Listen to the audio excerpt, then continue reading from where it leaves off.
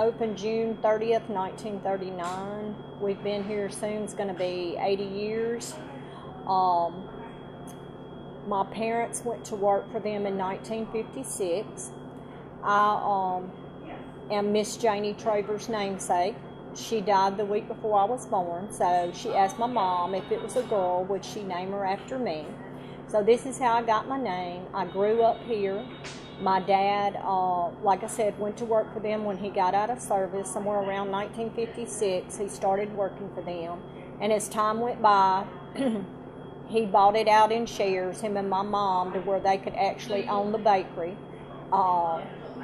Mr. Traver had shares till he died. After he died, his shares went to my mom and dad. That's how they do things back then. Now we incorporate to be on the safe side in your businesses now. But, you know, that it's always been in my family. And after my parents died and I went through a divorce, I did sell it.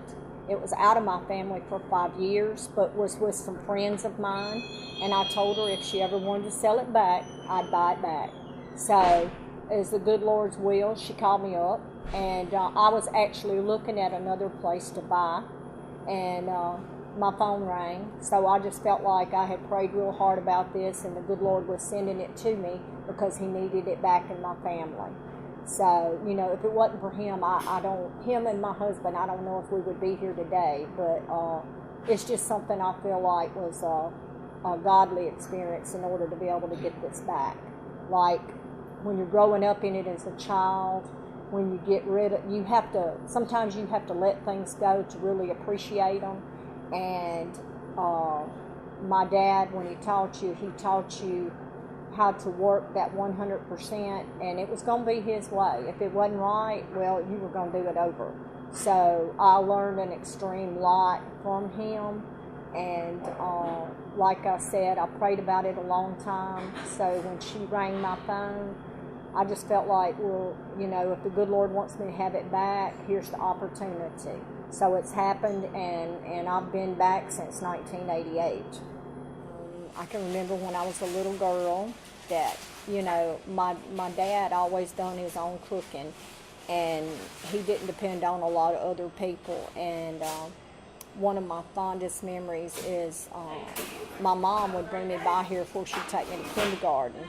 Well, all I had to do was cry a little bit, and Daddy'd say, oh, let her stay. And he would set me up on the table, and he'd roll out that iced cookie dough, and he'd let me get my cutters and cut them out and sit there and help him. And, you know, you just look back on things, and it was just so much fun up in here because he would let you help him ice the cookies after you cut them out and everything. And it's fun for a child. Actually, we don't get to go behind the counter anymore with the little kids because of insurance purposes, but we used to let them come, and we'd let them ice their cookies and decorate them, and then they'd come back that evening and bring their mamas because they wanted to buy their cookies, and they'd say, that's my cookies. So, you know, they know, and they get a big kick out of it. Even though the bread man run, my dad done homemade bread. He done salt-free bread, regular white bread, French bread, homemade rolls. That's something that we don't do. Back then you didn't have grocery store competition.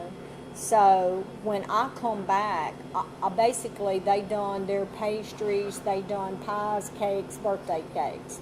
So when my husband and I took it over in 1988, we knew we were going to have to add to grow to be you know, to keep up with this business in order to survive. So after we got here, we kept all the old stuff that my dad done, plus we added different new pastries that we were showed how to do, and we went and added a lunch line. We started off small with just sandwiches and things. Now we have a full-fledged menu where we do all kind of fried foods, chicken on a stick. And that's one thing we're real famous for is our chicken on a stick. My favorite part of the bakery is it being family ran. I love being a part of this family, and even though we fuss and fight, it's still fun to work here, and sometimes it drives me crazy, but it's fun. I take my business personal. I feel like that business doesn't just belong to me. is family. It belongs to Brookhaven as long as it's been here. And, you know, we're kind of like a legend in our time. It's been here so long, and really you wouldn't know what to do if we weren't here. I mean, you know, I wouldn't want to walk down the street and know these doors were closed. I would like to know somebody had them open, you know. It means that much to Brookhaven.